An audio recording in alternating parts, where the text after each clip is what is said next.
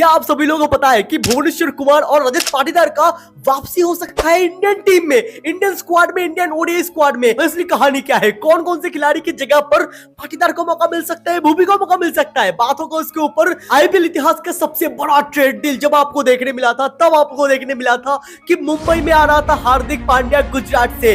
वो डील था IPL history का सबसे बड़ा डील। लेकिन आईपीएल 2027 से पहले एक और मेगा डील आपको देखने मिल सकता है। वो डील इससे भी बड़ा डील हो सकता है, बिकॉज उस डील में इन्वॉल्व रहने वाला है मुंबई इंडियंस और चेन्नई सुपर किंग्स। आपको समझ में आ रहा होगा कि मैं बात कर रहा हूं कि हार्दिक पांड्या ही इस डील में वापस से शामिल हो सकता है, ऐसा बात निकल के सामने आ रहा है। तो अगर हार्दिक पांड्या जाता है, उसके बदले में मुंबई क्या क्या मांग कर रहा है, चेन्नई क्या क्या मांग कर रहा है मुंबई से, हर एक पहलू के ऊपर बात होने वाला है। क्या असल में ये डील सक्सेसफुल हो सकता है, बात उसके ऊपर भी हम लोग करने वाले होंगे। उसके बाद इंडियन टीम से जुड़ी हुई भी बहुत सारा अपडेट निकल के सामने आ रहा है, उसके ऊपर भी बात होने वाला है विस्तार से। That's why I am always saying that subscribe कर लो, उससे मोटिवेशन मिलता है कि हाँ यार भाई लोग सपोर्ट कर रहा है और शानदार शानदार कंटेंट आप सभी लोगों के सामने मैं लाता हुआ रहूंगा। जेनजी प्रोटेस्ट में जीत हमारा नाम ही हुआ है और हम लोग ही जीत का परचम लहरा चुके हैं। बहुत कुछ हुआ है लेकिन उसके ऊपर बात नहीं करेंगे, बात करेंगे सबसे पहले रजत पाटीदार और भुवनेश्वर कुमार के ऊपर जो अपडेट निकल के सामने आ रहा है। देखो, आरसीबी का फैंस लोगों का डिमांड ये था कि क्यों मौका नहीं मिलते इंडियन टीम में रजत पाटीदार, भुवनेश्वर कुमार, कृणाल पांड्या जैसे बड़े बड़े नाम को, जो रेगुलर बेसिस पर 2 सालों से कंटिन्यूअस तरीके से परफॉर्मेंस देते हुए आ रहा है। उसके अलावा जो परफॉर्मेंस नहीं दे रहा है उनको मिल रहा है मौका इंडियन स्क्वाड में, लेकिन इनको मौका नहीं मिला है। भाई पर्सनल ग्रजेस अलग लेवल पर डोमिनेट करता है इंडियन टीम में। जब तक एक बंदा रहेगा तब तक तो डोमिनेशन रहेगा ही रहेगा, और इस्तीफा हम लोग इस बंदे का ही मांग रहे हैं। जब ये डन एंड डस्टेड हो चुका है धर्मेंद्र प्रधान का इस्तीफा, तो अभी क्यों ना हो सकता है जी भाई और अगरकर का इस्तीफा?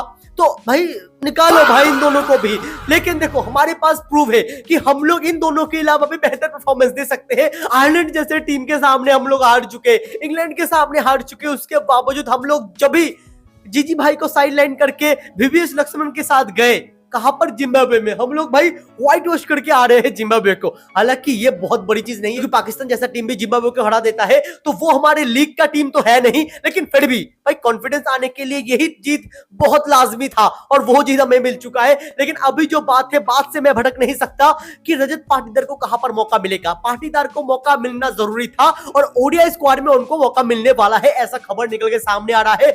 वो भी किसके जगह पर? भाई जगह मिल सकता है 4 नंबर के पोजीशन पर, जहां पर खेला करता है श्रेयस अय्यर। श्रेयस अय्यर की जगह को मौका दिया जा सकता है रजत पाटीदार को, because Shreyas Iyer T20 squad में भी कप्तानी कर रहा है, उसके साथ ओडीआई स्क्वाड में भी खेल रहा है। तो वर्कलोड मैनेजमेंट के चलते उनको आई थिंक थोड़ा सा रेस्ट दिया जा सकता है और उसकी जगह पर ही खिलाया जाएगा रजत पाटीदार को, या फिर स्क्वाड में ले आया जाएगा रजत पाटीदार को। उसके अलावा भी ईशान किशन का भी चर्चा है कि ईशान किशन को थोड़ा सा रेस्ट दिया जा सकता है। उस जगह पर आई थिंक जायसवाल जैसे खिलाड़ी को मौका मिल सकता है, ऋषभ पंत को भी मौका मिल सकता है, ऐसा खबर निकल के सामने आ रहा है। तो ये सब तो खबर निकल के सामने आ रहा है, लेकिन जो असली बात है कि पाटीदार को मैं देखना चाहूंगा, मैं पाटीदार को खेलते हुए देखना चाहूंगा। बिकॉज जो बंदा फॉर्म लेकर आता है, जो बंदा बेसिकली आप सोच रहे हो कि 5 नंबर पे हार्दिक जब खेलता था तब हमें सॉलिड ही मिलता था, लेकिन जब यार हार्दिक पांड्या नहीं खेल रहा है ओडीआई स्क्वाड में भी, ओडीआई टीम में भी, तब भी यार 5 नंबर का जगह उतना सॉलिड हमें नहीं लग रहा है। तो इसीलिए मैं बोल रहा हूं कि अगर आप स्क्वाड में ले भी रहे हो ना भाई, कंटिन्यू करो भाई, स्क्वाड में रखो रजत पाटीदार को, उससे यार मदद मिलेगा। लेकिन जो और एक बात निकल के सामने आ रहा है कि भुवनेश्वर कुमार का वापसी हो सकता है इंडियन स्क्वाड में। भाई ये खबर कल दिन भर में इतना चला था ना, पूछो मत। लेकिन कहां पर मौका मिलेगा, ये सबसे बड़ा सवाल है, क्योंकि जो जो खिलाड़ी को सिलेक्ट किया जा रहा है ओडीआई स्क्वाड में भी, वो सब नया खिलाड़ी है। गुरनूर ब्रार काइंड ऑफ खिलाड़ी, प्रसिद्ध कृष्ण जैसा खिलाड़ी। लेकिन भाई अगर भुवनेश्वर कुमार को मौका मिलता है ना, वो बंदा दिखा देगा कि साउथ अफ्रीका में जाकर गेंदबाजी कैसे किया जाता है, क्योंकि उनके पास सब कुछ है। साउथ अफ्रीका में जो चीज चाहिए वो उनके पास है, वो स्विंग है, वो सीम है, वो हर जगह पर गेंदबाजी कर सकता है, पावर प्ले से लेकर, मतलब पावर प्ले में क्या आप बता रहा हूं, ओडीआई में मतलब ऊपर से विकेट भी झटका सकता है, नीचे से डेथ ओवर में भी गेंदबाजी कर सकता है, रन को रोकने वाला। तो ऐसे खिलाड़ी को आप क्यों नहीं मौका दे रहे हो भाई? क्यों एक्सपीरियंस के साथ नहीं जा रहे हो, जहां पर ऑस्ट्रेलिया जैसा team PAT Cummins, Mitchell Starc, उसके साथ जॉस एल्वुड जैसे खिलाड़ी को छोड़ता ही नहीं है, क्योंकि उनको पता है कि एक्सपीरियंस में अगर लेकर जाता हूं ना, जब उस बंदे का दिन भी नहीं जाएगा तब भी वो बंदा अपना एक एवरेज दिन को डिलीवर करके चला जाएगा, और जब कोई नया खिलाड़ी का दिन नहीं रहेगा वो एकदम खोल के रख देगा गेम को, और वही हमें देखने मिलेगा आगे जाकर भी। तो इसलिए मैं चाहूंगा कि अगर मौका मिलता है भूवी को तो बहुत सही है, लेकिन शमी को मौका मिलना चाहिए भाई, सिराज को मौका मिलना चाहिए भाई। सिराज घन तेज गेंदबाजी ऑप्शन था गुजरात के लिए।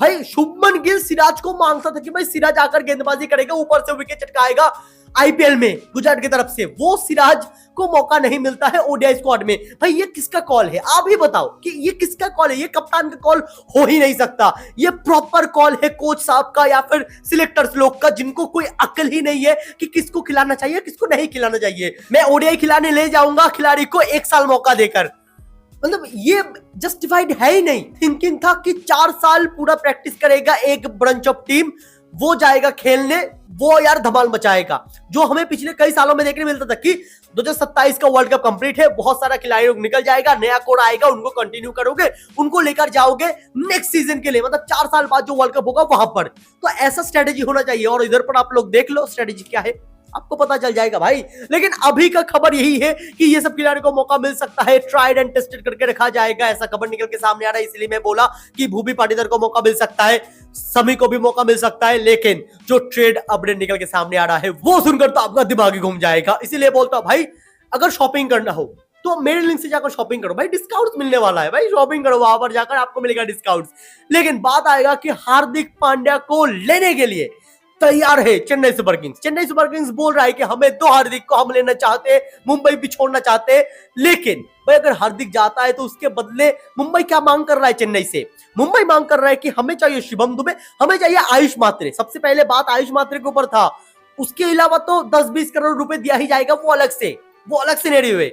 लेकिन जो प्लेयर्स को लेकर मांग था वो आयुष मात्रे का था। तो उस जगह पर चेन्नई क्या बोलता है? चेन्नई बोलता है नहीं भाई, आयुष मात्रे को नहीं मिल सकता है, आप दुबे को लो, उसके बाद हम लोग डेवल ब्रेविस के बारे में सोचेंगे कि दुबे और ब्रेविस को क्या दिया जा सकता है। ऐसा खबर निकल के सामने आया वापस से कि दुबे और ब्रेविस का बात चल रहा है कि हार्दिक पांड्या दोगे, उसके बदले में आप लोगे दुबे और डेवल ब्रेविस को, वो एक सही डील बैठ सकता है। इसके ऊपर मैं पहले भी बात किया था। लेकिन अभी और एक खबर निकल के सामने आ रहा है कि चेन्नई ब्रेविस को भी नहीं छोड़ना चाहता है, यानी सिर्फ और सिर्फ चेन्नई चाहता है कि आप हमें हार्दिक दो, उसके बदले में आप शिवम दुबे को लो और हम लोग उसके बदले में आपको 20 करोड़ रुपए दे देंगे। तो ऐसा अगर डील रहता है, इसमें फायदा किसका है पता है? मैं आंखें बंद करके दावे के साथ बोल सकता हूं कि इसमें फायदा दोनों टीमों का ही रहेगा, लेकिन मुंबई का फायदा ज्यादा है। मुंबई का फायदा क्यों है पता है? क्योंकि मुंबई को हार्दिक को छोड़ना है, मुंबई को हार्दिक को कैसे भी करके अपनी टीम से निकलवाना है। उसमें अगर शिवम दुबे जैसा खिलाड़ी मिल जाता है मुंबई को, जो ज्यादा कुछ डिमांड नहीं करेगा। हार्दिक पांड्या का डिमांड बहुत है भाई, वो बंदा जैसा ऑरा कैरी करता है, उनको कप्तानी चाहिए, उनको फुल कंट्रोल चाहिए टीम में, वो अपने खिलाड़ी को जैसे मर्जी चलाएगा। लेकिन शिवम दुबे अगर आता है ना, वो बंदा सिर्फ एज प्लेयर की तरह खेल लेगा, एज ऑलराउंडर की तरह खेल लेगा, कोई डिमांड नहीं रखेगा। तो ऐसा खिलाड़ी मुंबई चाहता है, तो मतलब फायदा यार मुंबई का ही अल्टीमेटली। उसके ऊपर से सूर्य कुमार यादव का मैं जो ट्रेड की बातें कर रहा था, वो सब आपको ये वाले वीडियो पर देखने मिल जाएगा। इसके ऊपर आप विस्तार से देखोगे कौन कौन सी टीम कौन कौन से खिलाड़ी को ट्रेड करने के लिए तैयार है। लेकिन कोलकाता का जो ट्रेड था ना मुंबई के साथ हो सकता था हार्दिक को लेकर, वो अभी थोड़ा सा होल्ड पर है और उस जगह पर ही चेन्नई दाव खेल रहा है कि हमें हार्दिक पांड्या चाहिए। तो अगर हार्दिक पांड्या चेन्नई में आ जाता है तो चेन्नई का फायदा तो आप बोल सकते हो। लेकिन कप्तानी को लेकर थोड़ा सा डिबेट क्या चल सकता है, संजू को कप्तानी नहीं देगा, लेकिन ऑलरेडी कप्तान कौन है? ऋतुराज गायकवाड़ को हटाकर क्या हार्दिक को कप्तानी सौंप दिया जा सकता है? देखो जा तो सकता है, बिकॉज हार्दिक के पास वो एबिलिटी है, वो ऑलरेडी ट्रॉफी जितवा चुका है। आपके पास संजू है, आपके पास गायकवाड़ है, वो लोग ट्रॉफी नहीं जितवाया है। लेकिन भाई आपको मानना पड़ेगा कि हार्दिक पांड्या ट्रॉफी जितवा के बैठा हुआ है। तो इसीलिए मैं बोलना चाहूंगा कि अगर आपको ट्राइड एंड टेस्टेड कप्तान चाहिए तो हार्दिक को लेकर आओ, कप्तान बना दो चेन्नई वालों, कोई सोचने वाली बात नहीं है। लेकिन मुंबई का जो अलग से प्लानिंग चल रहा है ना, वो सोचकर आपका दिमाग घूम सकता है। मुंबई चाहता है प्रॉपर यंग टीम खड़ा करना, क्योंकि देखो मुंबई टारगेट कर रहा था किसको, कि आयुष मात्रे हमें चाहिए। दुबे तो है, दुबे 5-6 नंबर पे खेल सकता है, आयुष मात्रे हमें दो। मुंबई और भी टारगेट कर रहा है राजस्थान रॉयल्स से कि जायसवाल को लेकर आओ कैसे भी करके। मतलब मुंबई एकदम यंग टीम खड़ा करना चाहता है, जो मुंबई को आगे का 10 साल के लिए केटर करे। ऐसा टीम जहां पर ज्यादा बड़ा नाम नहीं रहेगा, लेकिन ऐसा नाम रहेगा जो आगे जाकर बड़ा होगा। तो ऐसा नाम चाहता है मुंबई। भाई मुंबई का प्लानिंग के ऊपर अलग से बात होगा, अलग से मुंबई के ऊपर बात होने वाला है। तो उसके लिए भाई सब्सक्राइब कर लो भाई, एक लाइक तो बनता है, अगर अभी तक देख रहे हो एक लाइक कर दे सकते हो।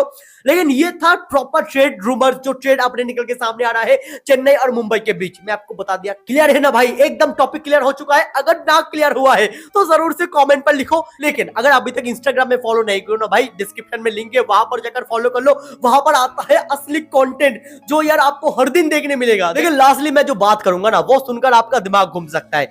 अभिषेक शर्मा का रन नहीं आया है इस जिम्बाब्वे सीरीज में। इधर पर बहुत लोग बोल रहा होगा कि अभिषेक शर्मा को मौका दे रहे थे, इतना फ्लॉप करने के बावजूद संजू को मौका नहीं दे रहे थे। मैं बोलूंगा संजू के साथ नाइंसाफी हुआ है, लेकिन हम और एक नाइंसाफी नहीं कर सकते अभिषेक शर्मा के साथ कि यार मौका ना देकर छोड़ दे, ऐसे नहीं हो सकता है। आपको पता है कि वैभव सूर्यवंशी बहुत शानदार खेला है इस वाले सीरीज में, लेकिन सूर्यवंशी के पास जो एबिलिटी हमें इधर पर देखने मिल रहा है वो हमें पिछले 2 सीरीज में नहीं देखने मिला था। आयरलैंड सीरीज में आई थिंक मौका नहीं मिला था, वो अलग चीज है, लेकिन फिर भी वैभव सूर्यवंशी को बहुत कुछ अभी भी प्रूव करना है और उनको कंटिन्यूअस तरीके से मौका भी देना बनता है। लेकिन संजू को रिसेंटली आकाश चोपड़ा जी ने पूछा था कि क्या हम लोग आपको ओलंपिक में सोच सकते हैं कि आप ओलंपिक में जाकर खेलोगे। वहां पर वो बंदा बोलता है कि मैं टीम में जगह ही नहीं बना पा रहा हूं 15 जनों के स्क्वाड में, तो मैं कैसे सोच लूं कि मैं ओलंपिक में जाकर खेल लूंगा। तो ये थोड़ा सा दुख तो दिया है। वो एक ऐसा बंदा था जो आपको वर्ल्ड कप जितवाया था। अगर संजू ना होता भाई, वर्ल्ड कप नहीं जीतता इंडियन टीम, ये आप लिख लो। ना फॉर्म लगा था सूर्या का, ना फॉर्म लगा था अभिषेक का भी, भाई दिक्कत हो रहा था अभिषेक को भी, मतलब बहुत दिक्कत था इस टीम में। लेकिन संजू सैमसन जहां पर नॉकआउट मैचेस आता है, बंदा स्टेप अप करता है, बोलता है मैं करके दिखाता हूं, मैं इंडियन टीम को जिताऊंगा। वो बंदा जिताता है, इंडिया को ट्रॉफी भी जितवाता है। तो उनको यार थोड़ा सा तो मौका मिलना चाहिए था भाई, लाजमी था कि आपको रिवॉर्ड मिलेगा, आप खेले हो, आपको रिवॉर्ड मिलना चाहिए था, लेकिन नहीं मिला। इसके ऊपर आप डिबेट कर सकते हो, इसीलिए मैं बोल रहा हूं कि हटवाओ जो यार मैनेजमेंट में है, जो यार हेड कोच है, जो यार सिलेक्टर है, उनको हटाओ। अजीत अगरकर जीजी भाई का एरा खत्म है भाई, अभी इधर से मैं कुछ नहीं बोलूंगा भाई, बहुत ज्यादा हार का सामना करना पड़ रहा है अभी, इससे पहले नहीं करना पड़ रहा था। जब रवि शास्त्री था, उसके बाद जब राहुल द्रविड़ आया, ऐसा हार का सामना हम लोग नहीं कर रहे थे। हालांकि आप लोग बोल सकते हो कि जीजी भाई आने के बाद चैंपियंस ट्रॉफी जीत गए, वर्ल्ड कप जीत गए, भाई इससे पहले भी हम लोग जीत रहे थे, ऐसा बात नहीं है कि हम लोग नहीं जीत रहे थे। टेस्ट में हम लोग का दर्जा अलग ही था, अभी तो टेस्ट में देख लो नकारा बन चुके हैं भाई। ऐसा लग रहा है कि छोड़ दो यार, मैं क्या बोलूं उसके ऊपर। अभी आपको जो करना है वो आपको लिखना है कमेंट पर, क्या आप लोग रेजिग्नेशन चाहते हो गंभीर का और अजीत अगरकर का, वो आप जरूर से कमेंट पर लिखो। और अभी इधर ही समाप्त करते हैं, क्योंकि ऐसा ऐसा कंटेंट आपको डेली बेसिस पर अगर देखना हो तो मुझे यार थोड़ा सा टाइम लेना पड़ेगा कि हाँ यार भाई लोगों के लिए बेहतर बेहतर कंटेंट लाऊंगा। इसीलिए भाई सब्सक्राइब कर लो, जस्ट और कुछ नहीं मांगता हूं, सब्सक्राइब कर लो। बाय, टेक केयर, लाइक कर देना।